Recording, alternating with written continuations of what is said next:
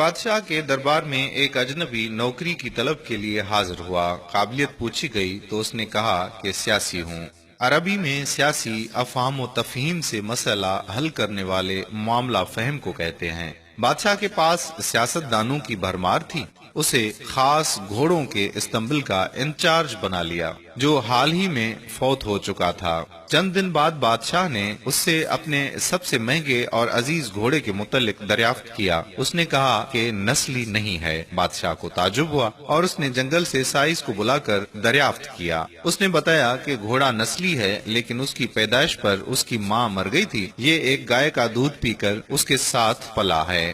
اجنبی کو بلایا گیا اور پوچھا گیا کہ تم کو کیسے پتا چلا کہ یہ گھوڑا اصیل نہیں ہے؟ اس نے کہا کہ جب یہ گھاس کھاتا ہے تو گائیوں کی طرح سر نیچے کر کے، جبکہ نسلی گھوڑا گھاس منہ میں لے کر سر اٹھا لیتا ہے۔ بادشاہ اس کی فراست سے بہت متاثر ہوا۔ موصول کے گھر اناج، گھی، بھنے دمبے اور پرندوں کا اعلیٰ گوشت بطور انعام بھجوا دیا۔ اس کے ساتھ ساتھ اسے ملکہ کے محل میں تعینات کر دیا۔ چند دنوں بعد بادشاہ نے مصاحب سے بیگم کے بارے میں رائے مانگی۔ اس نے کہا طور و اتوار تو ملکہ جیسے ہیں لیکن شہزادی نہیں ہے۔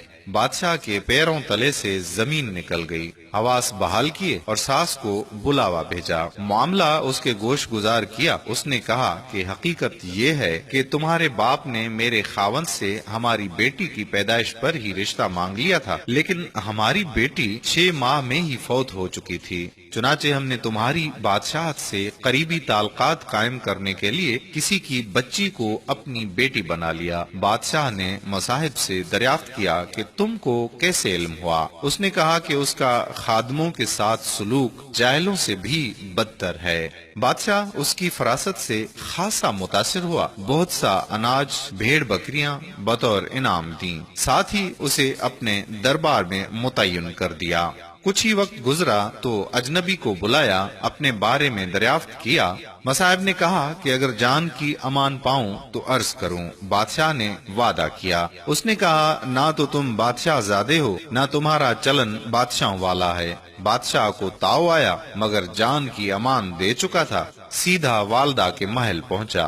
والدہ نے کہا کہ یہ سچ ہے، تم ایک چرواہے کے بیٹے ہو، ہماری اولاد نہیں تھی تو تمہیں لے کر پالا۔ بادشاہ نے مصاحب کو بلایا، پوچھا کہ بتاؤ تجھے کیسے علم ہوا؟ اس نے کہا کہ بادشاہ جب کسی کو انعام و اکرام دیا کرتے ہیں تو ہیرے، موتی، جواہرات کی شکل میں دیتے ہیں، لیکن آپ بھیڑ بکریاں، کھانے پینے کی چیزیں عنایت کرتے ہیں۔ یہ اسلوب بادشاہ زادے کا نہیں، کسی چرواہے کے بیٹے کا ہو سکتا ہے۔ عادتیں نسلوں کا پتہ دیتی ہیں۔ عادات، اخلاق اور طرز عمل خون اور نسل دونوں کو پہچان کروا دیتی ہیں۔